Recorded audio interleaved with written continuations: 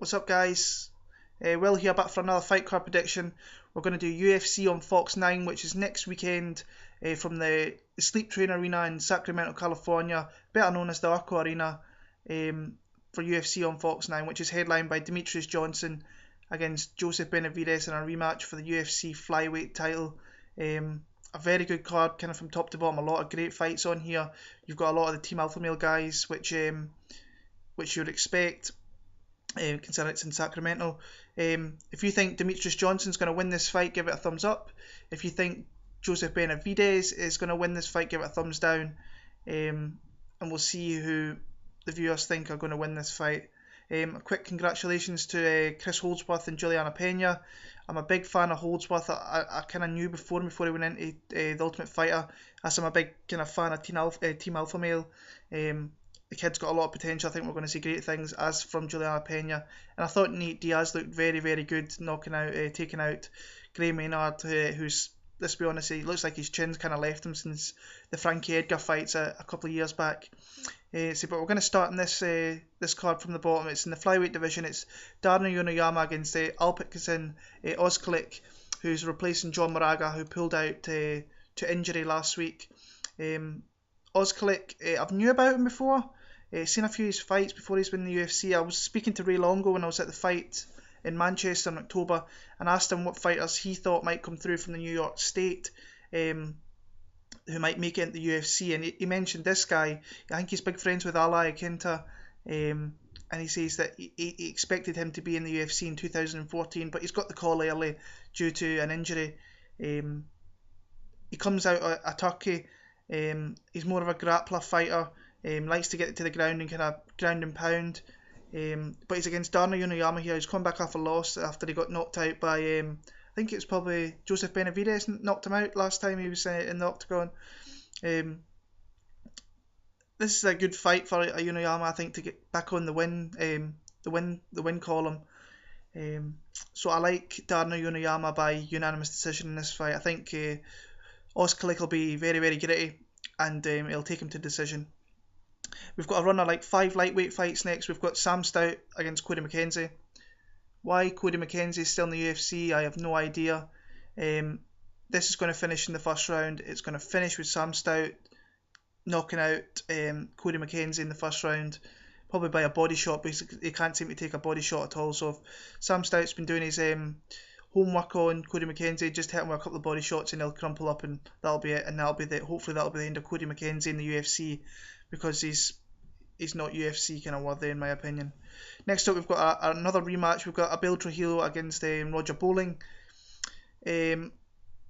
Last time this fight, I thought it finished in a no contest after Trujillo threw a couple of knees which looked to hit Roger Bowling in the face. I don't think they did. I think they hit him in the chest, and I think Abel Trujillo was denied the victory that night. And we've got another rematch here to kind of settle the score. Trujillo was just starting to get on top of Bowling in that fight. Bowling was actually fairly good in the first round of that fight, but Trujillo was coming back, was hitting with big shots, and he was just about to finish the fight. And I thought the fight should never have been a no contest. It should have been a Trujillo finish. This time, Abel Trujillo is going to do what he should have did the first fight, and he's going to finish Roger Bowling. This could be a first round knockout, it could be a very early kind of second round, but it's going to be a knockout for Abel Trujillo, I believe. So I'm going to go Abel Trujillo, first round TKO. Staying in the lightweight division, we've got Bobby Green coming back in after a short time out against Pat Healy, one of the veterans of the lightweight division. Bobby Green, he beat James Krause kind of controversially a few weeks ago at UFC Fight for the Troops. Kicked him in the sack a few times, and then kind of stopped him, and the referee stopped the fight. But if you look at back, you can even hear it. He fully kicks him in the cup, and Big John McCarthy thought that was it and gave Bobby Green the finish. He's back in here. Very, very sharpish against Pat Healy here. I think Pat Healy was supposed to be against Jamie Varner, which would have been a great fight. I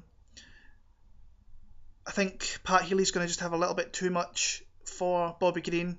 Pat Pat Healy will take him to the ground. I think he can probably pound him out, but I think he will finish Bobby Green by submission in the second round. So Pat Healy, second round submission. I'm going to go rear naked choke. Next up, we've got a perennial fight of the night, a bonus winner pretty much, in Joe Lauzon against Mac Danzig. A very, very good fight here. Mac Danzig's lost his last 2 fights. He lost to Takanori Gomi before getting knocked out by Melvin the Young Assassin Gallard. Joe Lauzon's coming back off probably one of his worst performances in the UFC. He looked absolutely horrid against Michael Johnson in Boston back in the summer there. Joe Lauzon doesn't really... He's not in boring fights, and I can't see this being like his last fight where Michael Johnson just dominated him. I like Joe Lauzon in this fight. I think it's going to be very entertaining. I think they're 2 guys who can make for an exciting fight, but I believe that Joe Lauzon will win the fight via decision, unanimous decision. Next up, we've got one of the Team Alpha Male guys that I'm not looking forward to watching. He's one of the guys I really don't like in Team Alpha Male, and it's Danny Castillo, who's facing Edson Barbosa. Danny Castillo, never liked the guy. Met him a few times, been a complete dick. And I hope Edson Barbosa does to him what Anthony Pettis did a few years back in the WEC, and that's absolutely spark him and kick him in the face and knock him out. Kind of looking forward to this fight just for the fact that I know Edson Barbosa could probably do that, and hopefully he will do that. So I'm going to go Edson Barbosa, head kick knockout. I'm going to go second round. I don't think it'll finish in the first, but hopefully, either way, if he sparks Danny Castillo, that's what I'm more looking forward to than anything else. So Edson Barbosa by knockout. Flyweight division, we've got John Dodson stepping in for Uncle Creepy Ian McCall here, who got injured, who's facing a newcomer to the flyweight division in Scott Jorgensen. Always been a fan of Jorgensen. He's just a scrappy guy. He likes to get in there and fight and fight with the best guys. I think he's lost 3 of his last 4, but his 3 losses in those 4 fights are Urijah Faber, Eddie Wineland, and Henan Barrow. So it's 3 really tough guys who've been fighting for titles, who've been champions. And the win in between there was against John Albert away back at UFC on Fox, Henderson versus Diaz, which I think was December last year. He's against John Dodson here, who is the kid's a beast. He hits hard, he's very athletic, he's extremely quick, very confident. He's probably the number 3 guy in this division behind Demetrious Johnson and Joseph Benavidez. I think he can win the flyweight title as well. I think he can beat Demetrious Johnson. I think he could have a very good fight with Joseph Benavidez as well. He's coming back in kind of short. He was fought in October on the UFC 166 card against Darryl Montague. Before that, he lost to Demetrious Johnson, wins over Formiga, Elliott, Dillashaw, and Moraga before that. So this guy's a very, very good fighter, and I think he can knock out and he can stop Scott Jorgensen. Do I think he will? No, I think this will go to decision and he will win via unanimous decision. Next up, we've got a couple of welterweights. We've got Quitter McGee against Ryan LaFlare. Quitter McGee, very tough guy, scrappy guy, coming down from the middleweight division. He's looked fairly impressive since being in the welterweight division with wins over, I think it was Chris Camozzi maybe last time out. He defeated Robert Whittaker, and then Josh Neer before that. So he's 2-0 in the welterweight division against Ryan LaFlare, who looked very impressive. He's coming in off a short time out. He beat Santiago Ponzinibbio, and if you watched that video, I was looking forward to Santiago Ponzinibbio, but Ryan LaFlare just made him his bitch all fight pretty much, and showed what qualities he has and what qualities Ponzinibbio doesn't have in the octagon there. So this is a very close fight to pick. So kind of toss a coin here, but I'm going to go with Ryan LaFlare via split decision. Next up, we've got Team Alpha Male fighter Chad Money Mendes, who is just a beast. He's the number 1 contender. Give him a shot at Jose Aldo. He's just knocking out guys. Always been a great wrestler. He was a great wrestler when he came into the UFC. Now working with Dwayne Ludwig back in the gym, you can see how good this kid is on his feet, and he's knocking people out that have never been knocked out before.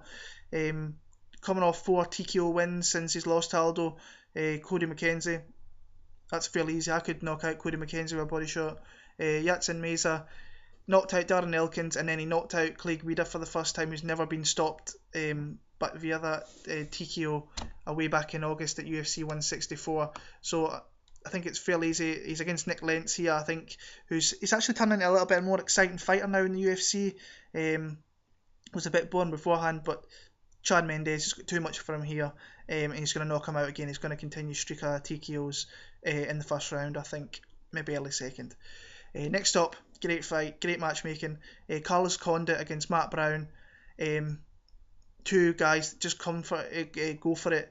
Matt Brown's on like a 5-fight win streak with wins over Mike Pyle, Jordan Mayen, Mike Swick, Luis Ramos, Stephen Thompson, Chris Cope. In fact, it's a 6-fight win streak he's on.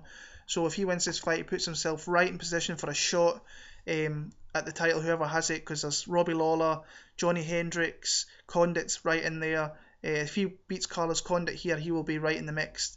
He's against the former UFC champion and Carlos Condit, interim champion that is, who is just one of the most exciting fighters in the UFC, always puts on great fights, always comes to finish.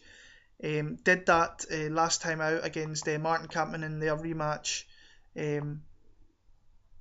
after coming off 2 losses to Johnny Hendricks and Georges St. Pierre.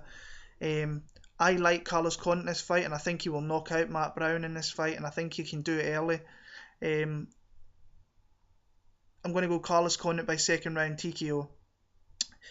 Co-main event of the night is probably the commander, the leader of the Team Alpha Male, in Urijah Faber.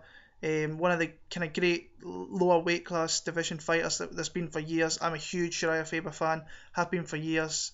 One of the guys I really want to meet before, I really want to meet if I can in the sport. I never got the chance to meet him, but he's got a really tough fight here against probably the number 3 guy in the division, definitely the number 3 guy in the division, and Michael McDonald. Urijah Faber, he's been the WEC champion, he's been fighting for titles in the UFC when he was against Dominic Cruz at 132. This is just a tough fight for Urijah Faber. I really want Urijah Faber to win the fight, as I say, because I'm a fan of his. But Michael McDonald has just got speed, he's got power, he's got skills on the ground.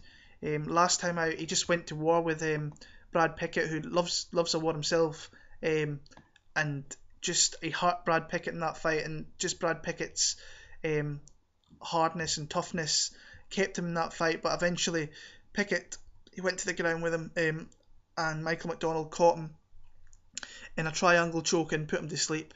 He's lost a couple of times, lost to Collis Escovedo, who he kind of relinquished. He got that fight back and beat him via KO in Tashi Palace.